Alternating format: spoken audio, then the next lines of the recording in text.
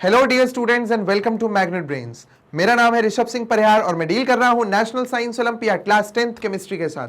हम लोग PYQs की सीरीज चला रहे हैं।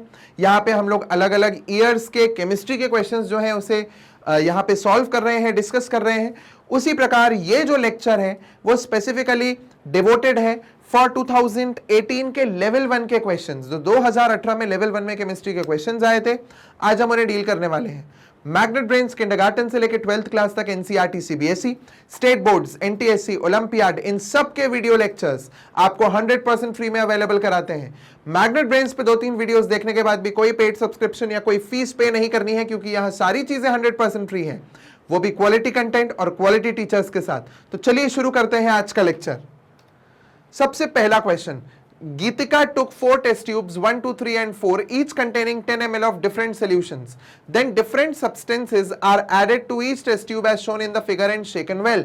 अब यहाँ पे उन्होंने ये बोला है कि 10-10 ml हर सोल्यूशन यहाँ टेस्ट ट्यूब में डाला है और कुछ चीजों को वो ऐड कर रही है। चलो देख लेते हैं भाई। पहले वाले में बैटरी का एसिड है, उसमें पानी डाला है, ठीक है, तो पहला सोल्यूशन तो एसिडिक है। दूसरे वाले में क्या है, 1 अमोनिया सोल्यूशन, उसमें 10 ml पानी डाला है, दूसरा सोल्यूशन हमारा बेसिक है। तीसरा वाला added 10 ml of potassium hydroxide to washing soda. अब पोटेशियम हाइड्रोक्साइड भी बेसिक होता है, वॉशिंग सोडा भी बेस है, तो बेसिक रहेगा सोल्यूशन। और चौथा है added 10 ml of 1m caustic soda to 1m hydrochloric acid. अब कॉस्टिक सोडा हमारा जो है दैट इज NaOH, और NaOH को हमने अपना हाइड्रोक्लोरिक एसिड में डाला है। तो 10 ml 1m कॉस्टिक सोडा, मतलब दोनों की स्ट्रेंथ सेम है और 10-10 ml दोनों हैं, उनको मैंने मिला दिया साथ में। चलिए अब बोलते हैं read the given statement carefully and select the incorrect one. इसमें से हमें इनकरेक्ट बताना है कौन सा है। The order of pH of the given solution is 3, 4, 2, 1। चलिए देखें, सबसे ज्यादा पीएच किसका होगा, सबसे पहले 3 का होगा, ओके, फिर उसके बाद होगा 2 का, फिर उसके बाद होगा 1 का, और फिर उसके बाद होगा 4 का। ठीक है, ये पीएच का ऑर्डर है जो कि हमारे इससे तो मैच नहीं हो रहा है, ये स्टेटमेंट गलत है। Okay, drops of phenolphthalein remain colourless in test tubes 1 and 4। 1 and 4 में drops of phenolphthalein remain colourless, क्योंकि यहां पे न्यूट्रल है, ये वाला न्यूट्रल है। 10 ml कॉस्टिक सोडा था, 10 ml हमारा हाइड्रोक्लोरिक एसिड था, दोनों ने न्यूट्रलाइज कर दिया, ये न्यूट्रल बन गया, और वो पहला वाला एसिड है। तो एसिड और न्यूट्रल में तो वैसे भी फिनोफ्थलीन कलरलेस रहता है, बेस में पिंक होता है, तो दूसरा वाला जो हमारा ये स्टेटमेंट है ये सही है। तीसरा है methyl orange indicator turns red in test tube 2 and 3। 2 and 3 में क्या मिथाइल ऑरेंज जो है वो रेड हो जाएगा। 2 और 3 बेसिक है, और मिथाइल ऑरेंज बेस में येलो होता है, ना कि रेडिश पिंक। ओके, सो ये वाला भी हमारा स्टेटमेंट हो गया गलत। तो बोथ A and C, ये वाला ऑप्शन होना चाहिए। चलिए चेक करते हैं, option D is correct. Fine.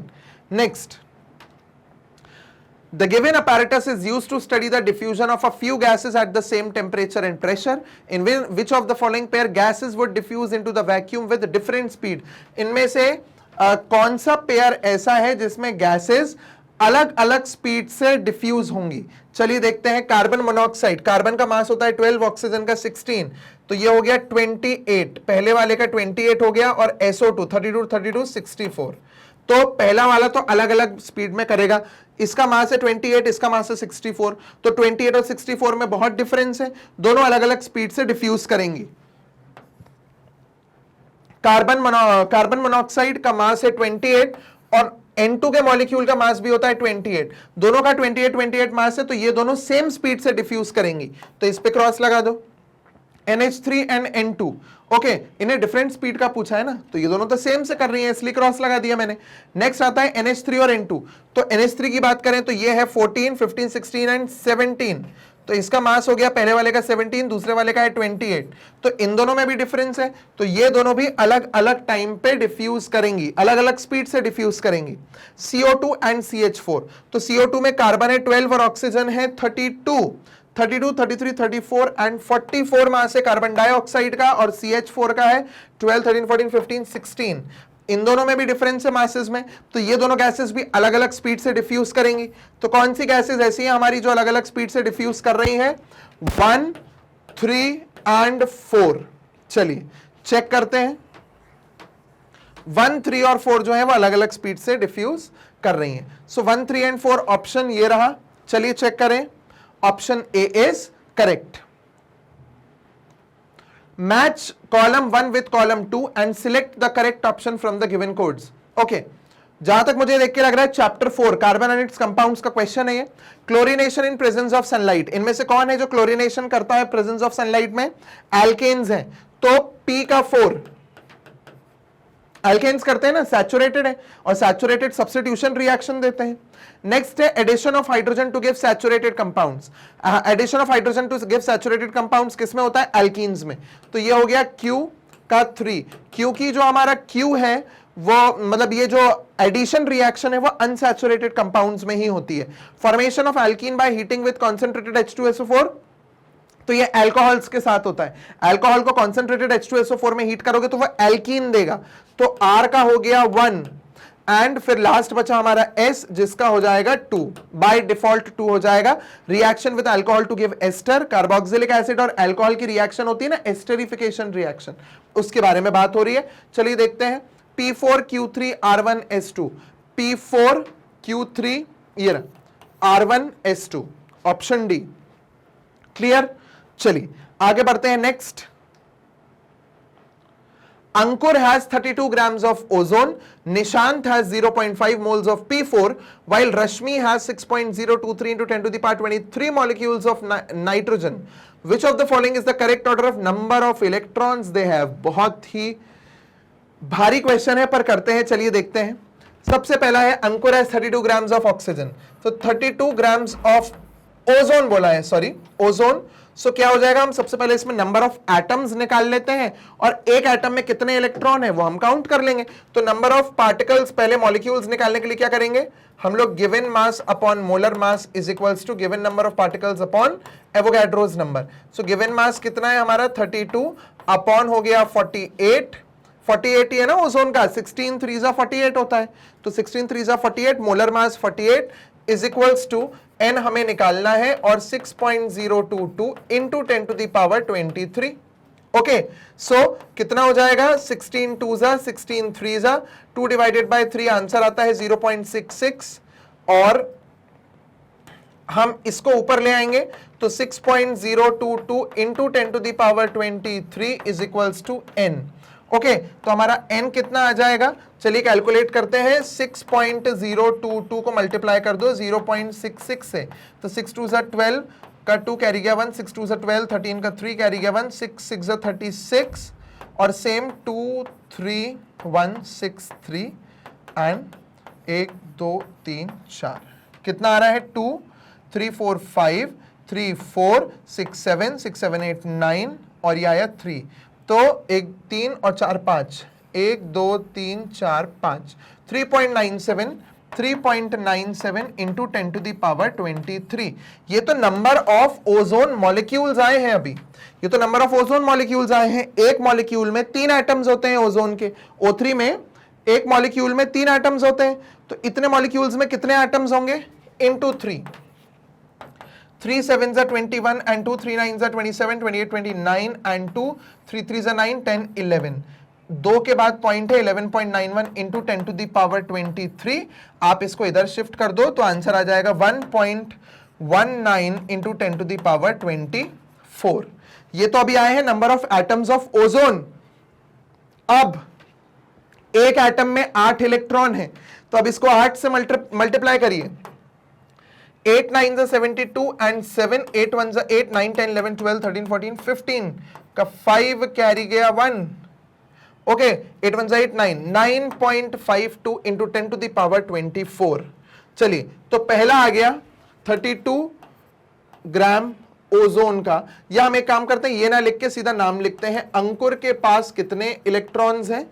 अंकुर के पास हुआ है ना 32 ग्राम ऑफ ओजोन, तो कितना आ रहा है, ये आ रहा है 9.52 into 10 to the power 24। Okay, ये पहला आ गया। चलिए अब हम करते हैं नेक्स्ट, अंकुर का आ गया, फिर अब हम निकालते हैं निशांत। ओके, तो निशांत के पास है भाई 0.5 मोल्स ऑफ P4, तो 0.5 मोल्स ऑफ P4 मतलब 0.5 मोल्स का मतलब होता है 3.011 into 10 to the power 23 particles, 3.011 into 10 to the power 23 particles होते हैं। अब ये तो इतने तो मॉलिक्यूल्स हैं, एक मॉलिक्यूल में 4 एटम है, तो 4 1 जा 4, 4 1 जा 4, 4 0 जा 0, 4 3 जा 12, इतने एटम आ गए मेरे पास। और फास्फोरस के एक एटम में 15 इलेक्ट्रॉन होते हैं, है ना, तो इतने एटम आ गए। अब आप इसको मल्टीप्लाइड बाय 15 कर दो, तो कितना हो जाएगा, 5 4 जा 20 का 0 कैरी गया 2, 5 4 जा 20, 21 22, 2 5 2 जा 10 का 0 कैरी गया 1, 5 1 जा 5 6, और 4 4 0 2 1, ये हो गया 0 4 5 6 4 5 6 0 6 7 8 एंड 1, 1 2 3 4 5, 1 2 3 4 5, ये आ गया 1.806 इंटू 10 टू द पावर 23, ये आ गया हमारा 1.806 इंटू 10 टू द पावर 23 आ रहा है, सही है। ये 6.022 से मल्टीप्लाई कर दिया, 15 10 ये होना चाहिए हमारा 5 4 जा 20 का 0 कैरी गया 2, 5 4 जा 20, 21 22 एंड 2, 5 2 जा 10 का 0 कैरी गया 1, 5 1 जा 5 6 एंड 4 4 0 2 1, तो 0 4 5 6 4 5 6 0 6 7 8 एंड 1, तो 1 2 3 है, तो 1 मिनट 5 कहां से हो रहा है, 3 ही तो है, 1 2 3, तो यह आएगा हमारा आंसर, 1 मिनट 180 आएगा, है ना। अच्छा हुआ एक बार चेक कर लिया हमने, 180.66 यार है, ठीक है। सो 1 2 3 यहां पॉइंट लग जाएगा क्योंकि 3 ही है ना। बड़े कैलकुलेशन है, थोड़ा सा कभी आगे पीछे चीज हो जाती है, मगर आप क्रॉस चेक कर सकते हैं। 180.66 into 10 to the power 23, okay, ये आ गए हमारे नंबर ऑफ एटम्स। अब मैं क्या करूं, 1 2 इधर शिफ्ट करूं, इसको लिख दूं 1.8 into 10 to the power 25, okay. So Nishant में लिख देता हूं 1.8 इंटू 10 टू द पावर 25। आपने देखा मैंने क्या किया, नंबर ऑफ एटम्स निकाले और एक एटम में कितने इलेक्ट्रॉन होते हैं उससे मल्टीप्लाई करके आंसर निकाल दिया, ओके, है ना। अब नेक्स्ट हमारा है रश्मि। रश्मि के लिए भाई है 6.022, इसको हम 22 ही लेंगे, 23 अभी नहीं ले रहे हैं क्योंकि सारी चीजें हमने 22 से सॉल्व करी है। 6.022 into 10 to the power 23 molecules of N2, तो N2 के इतने मॉलिक्यूल्स हैं तो एटम कितने हो जाएंगे, एक मॉलिक्यूल में 2 एटम है, सीधा इस वैल्यू को 2 से मल्टीप्लाई कर दो, 12.044 इंटू 10 टू द पावर 23। एक नाइट्रोजन में 7 इलेक्ट्रॉन होते हैं, हमारे पास इतने नाइट्रोजन है, 7 4 जा 28 एंड 2, 7 4 जा 28 29 30 का 0 कैरी गया 3, 7 1 जा 7 7 2 जा 14,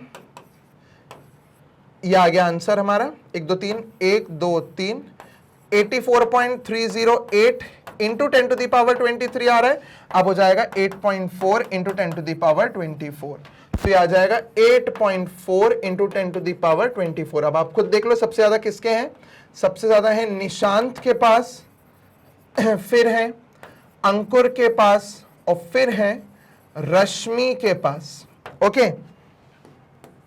सबसे पहले निशांत, फिर अंकुर, फिर रश्मि। देखें जरा कहां है ये ऑर्डर, निशांत अंकुर रश्मि के पास सबसे कम, निशांत के पास सबसे ज्यादा, ऑप्शन ए। चलिए चेक करें, ऑप्शन ए फाइनली सही हो गया। चलिए आगे बढ़ते हैं।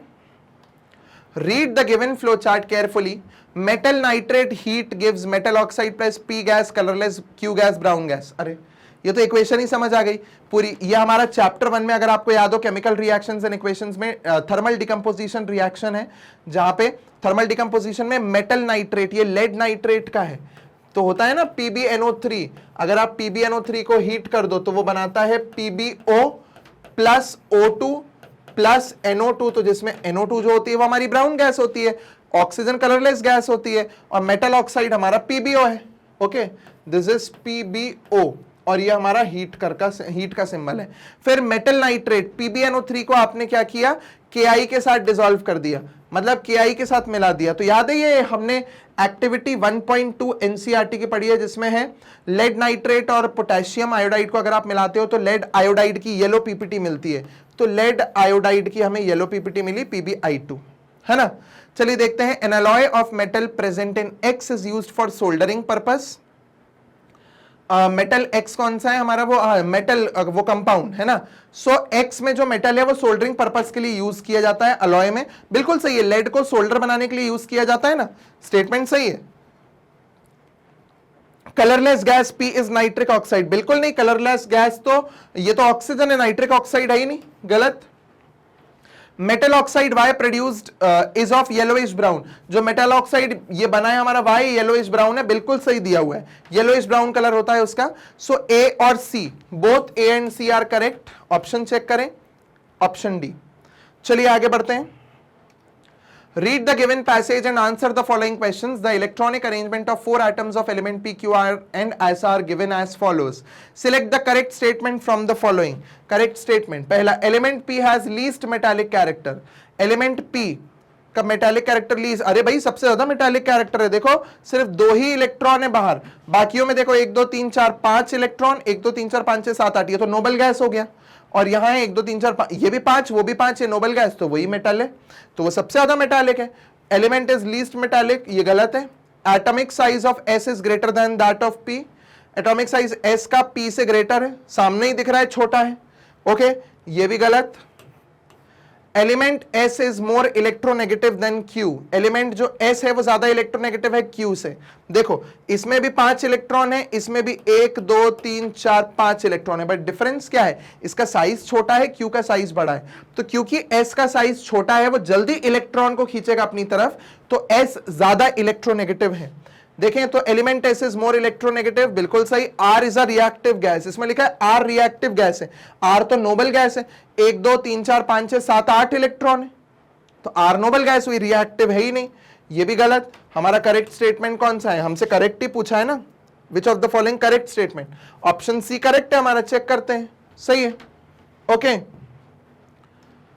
Read the given statement and select the correct option. Reactivity of aluminium decreases when it is dipped in nitric acid. बिल्कुल सही दिया है, एल्यूमिनियम को नाइट्रिक एसिड में डालोगे तो एल्यूमिनियम की रिएक्टिविटी कम हो जाती है, मतलब एल्यूमिनियम रिएक्ट होना बंद हो जाता है अगर आप उसको नाइट्रिक एसिड में डिप कर दोगे तो।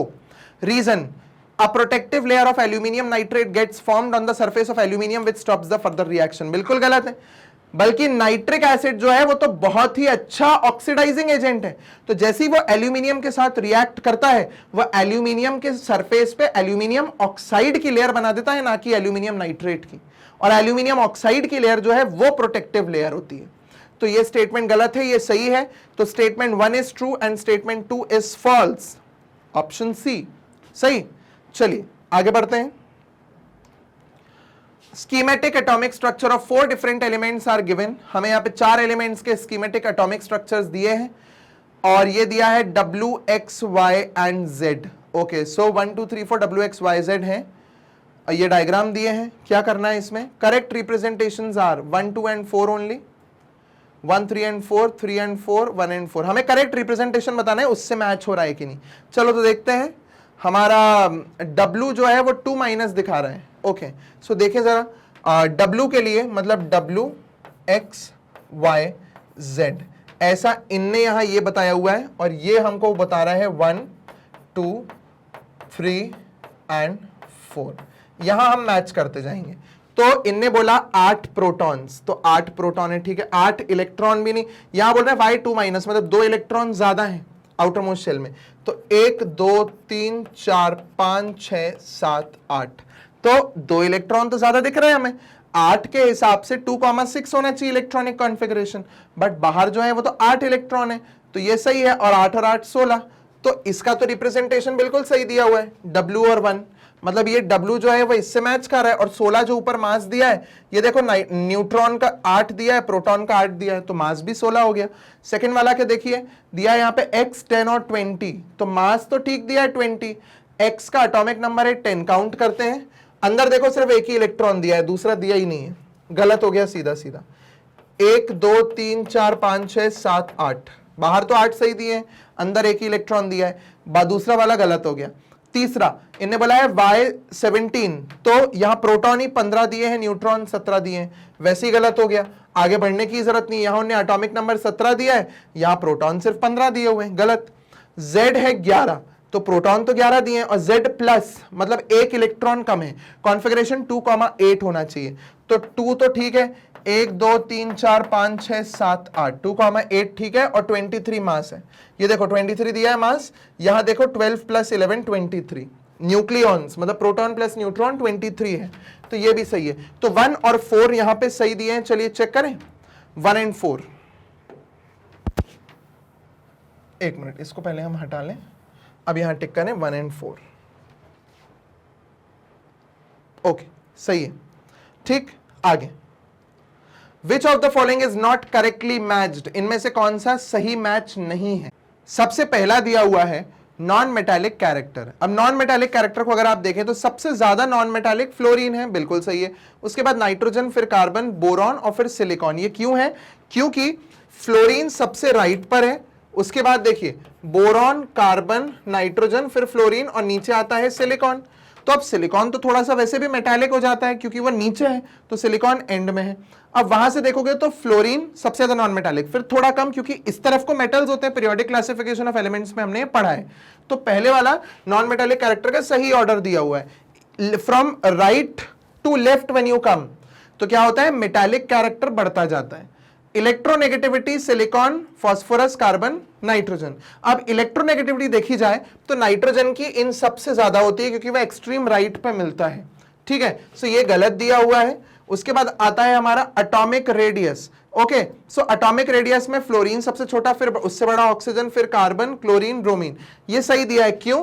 क्योंकि फ्लोरीन यहां है, ऑक्सीजन है, कार्बन है, फ्लोरीन के नीचे क्लोरीन है और फिर ब्रोमीन है। तो ब्रोमीन का साइज सबसे बड़ा, उससे बड़ा क्लोरीन, उससे बड़ा फ्लोरीन, फ्लोरीन से ये देखो सबसे पहले तो ब्रोमीन ये है, क्लोरीन ये है और फ्लोरीन सबसे छोटा होगा। अब फ्लोरीन से मतलब फ्लोरीन के कंपैरिजन में तो ये दोनों बड़े होंगे ना, क्योंकि इसमें 3 शेल है, इसमें 4 शेल और आगे हो जाएंगे, है ना। और वहीं पे अगर इन दोनों की बात करें तो लेफ्ट टू राइट जाने में साइज छोटा होता है, तो राइट से लेफ्ट आने में साइज बड़ा होगा। तो फ्लोरीन से बड़ा है ऑक्सीजन, ऑक्सीजन से बड़ा है कार्बन। तो फ्लोरीन से बड़ा है ऑक्सीजन, ऑक्सीजन से बड़ा है कार्बन, कार्बन से बड़ा क्लोरीन इसलिए क्योंकि पीरियड चेंज हो गया, और क्लोरीन से भी बड़ा ब्रोमीन इसलिए क्योंकि अगला पीरियड एक और आ गया। तो ये स्टेटमेंट सही है। गलत है option B, not correctly matched पूछा है तो ऑप्शन बी हो जाएगा। ओके, चलिए आगे। 3 students, Renu, Manish and Raj, were given 3 unknown liquids P, Q and R respectively during the lab activity. अब ये substances हैं जिसमें boiling points दिए हुए हैं, उनके soluble है ये पानी में, ये insoluble है और ये soluble है। तो आप एक तो इसको filtration से separate कर सकते हो। On the basis of these properties, which student has chosen the correct separation technique to separate the substances from substance water mixture? Substance water mixture में आप कैसे अलग कर सकते हो? भाई इनसोल्यूबल है, जैसे P है तो P के लिए वो सोल्यूबल है। तो ये देखते हैं कि ऑप्शंस क्या दिए, जिसमें P वाला जो है वो सोल्यूबल है, तो इसका मतलब आप उसमें डिस्टिलेशन कर सकते हो, ठीक है। इनसोल्यूबल है तो आप फिल्ट्रेशन कर सकते हो, तो डिस्टिलेशन कर सकते हो फिल्ट्रेशन के लिए, और सेपरेशन फनल भी यूज कर सकते हो, बिल्कुल ठीक है। क्योंकि अगर एक सब्सटेंस सोल्यूबल है और दूसरा इनसोल्यूबल है, आप समझ लो इनसोल्यूबल में ऑयल ही हो सकता है सर, ये थोड़ी बोला है उन्होंने कि सॉलिड और लिक्विड ही इनसोल्यूबल है। लिक्विड भी तो इनसोल्यूबल हो सकते हैं एक तरीके से, ठीक है, मगर उन्हें हम इमिसिबल वर्ड यूज करेंगे, सीधी सीधी बात है, बट ठीक है आप उसे कंसिडर कर सकते हो। और लास्ट आता है soluble in water, that is at 90 degrees. तो आप इनको सेपरेट, वाटर और लिक्विड को सेपरेट करने के लिए, अगर लिक्विड है, अगर वाटर और लिक्विड है तो आप उसे सेपरेट करने के लिए, वैसे भी अननोन लिक्विड्स ही दिए हुए हैं, सो आप उन्हें सेपरेट करने के लिए फ्रैक्शनल डिस्टिलेशन यूज कर सकते हो, सिंपल डिस्टिलेशन यूज कर सकते हो, और आप साथ ही साथ में एक और क्या दिया है, सेपरेटिंग फनल, ये भी यूज कर सकते हो। तो सिंपल डिस्टिलेशन इसके लिए सिंपल डिस्टिलेशन, क्योंकि इसका और वाटर का बॉइलिंग पॉइंट में बहुत डिफरेंस है।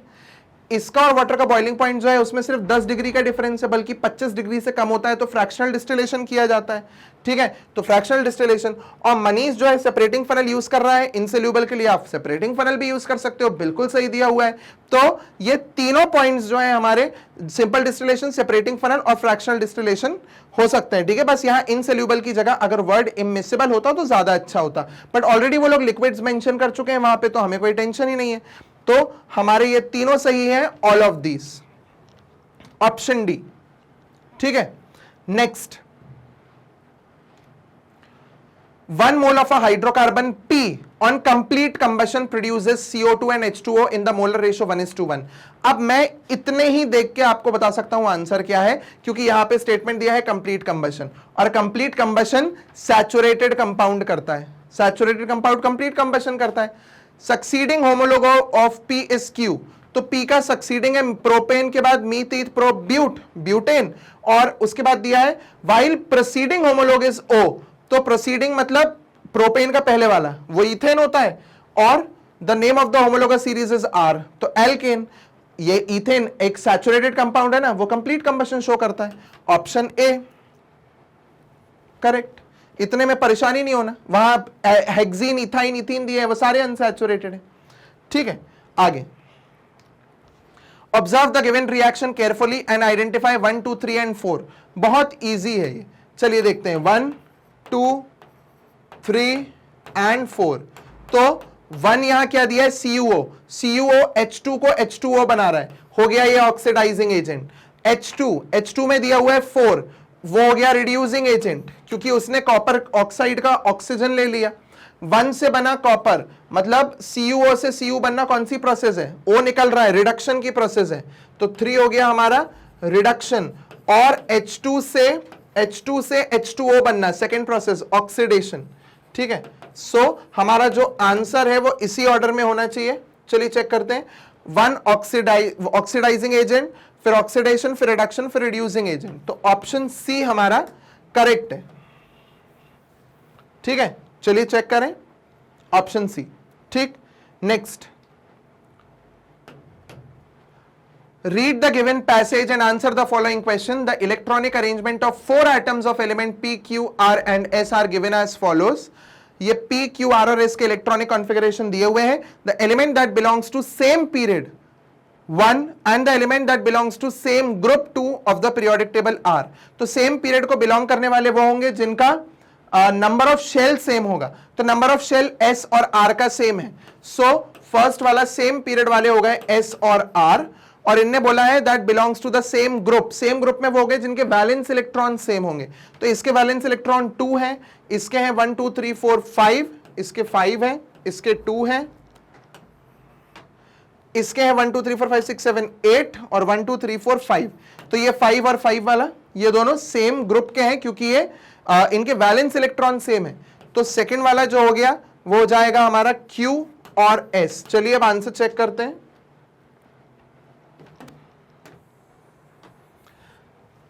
फर्स्ट है S और R, R और S ये है कॉम्बिनेशन, और दूसरा है Q और S सेकंड, तो ऑप्शन सी होना चाहिए इसका करेक्ट आंसर। ओके, चलिए तो इसी के साथ हमारे 2018 के 10th क्लास के लेवल 1 PYQs के कंप्लीट होते हैं केमिस्ट्री वाले क्वेश्चंस। अब ये बात कर लेते हैं कि आपको अगर आपके वीडियो सीक्वेंस में नहीं मिल रहे हैं तो उसके लिए क्या किया जाए। वैसे सबसे पहला सजेशन होता है कि आप YouTube पे ही प्लेलिस्ट को सर्च करें, बट अगर उसको ढूंढने में या कोई इशू आ रहा है, प्लेलिस्ट नहीं मिल रही है, बहुत ढूंढने के बाद भी नहीं मिल रही है, या प्लेलिस्ट नहीं आ रहा है, सिर्फ वीडियोज आ रहे हैं, तो आप मैग्नेट ब्रेन्स की ऑफिशियल वेबसाइट www.magnetbrains.com पे जाएं। वहां पे लेफ्ट हैंड साइड पे आप देखेंगे तो वहां पूरे कोर्सेज दिए हुए हैं, आप उन कोर्सेज में देखेंगे तो आपको ओलंपियाड मिल जाएगा। ओके, सो ओलंपियाड मिलेगा, ओलंपियाड में आप अपनी क्लास को सिलेक्ट कीजिए, 9th या 10th, आप 10th सिलेक्ट करिए, और उसके बाद यहाँ पे केमिस्ट्री, बायो, मैथ्स और इंग्लिश ओलंपियाड के वीडियो के आपको पूरी सीरीज मिल जाएगी। केमिस्ट्री में आप वॉच नाउ पे क्लिक करेंगे तो यहाँ कोर्स ओपन हो जाएगा, जहां पे कोर्स की डिटेल्स दी होंगी और नीचे चैप्टर्स दिए होंगे। आप जो चैप्टर आपको देखना है आप उस पर क्लिक करिए, आपको सीक्वेंस में पूरे वीडियोज मिल जाएंगे 1 by 1। आप जितनी बार वीडियो को देखना चाहें उतनी बार आप वीडियो पे क्लिक करके उसे देख सकते हैं। इस तरीके से वीडियो यहीं पे यूट्यूब प्लेयर जो है वो आपका वेबसाइट पे ओपन हो जाएगा। मैग्नेट ब्रेन्स किंडरगार्टन से लेकर 12th क्लास तक NCERT, CBSE, state boards, NTSC, olympiad, इन सब के वीडियो लेक्चर्स आपको 100% फ्री में क्वालिटी कंटेंट और क्वालिटी टीचर्स के साथ अवेलेबल कराते हैं। यहाँ कोई पेड सब्सक्रिप्शन नहीं लेना है, ना कोई फीस पे करनी है, यहाँ सारी चीजें 100% फ्री हैं। सो आप वीडियो को लाइक करें, चैनल को सब्सक्राइब करें और इसे शेयर करें अपने सिबलिंग्स, अपने रिलेटिव्स और अपने पीयर ग्रुप के साथ, so that together we can improve the quality of education and keep watching Magnet Brains. Thank you.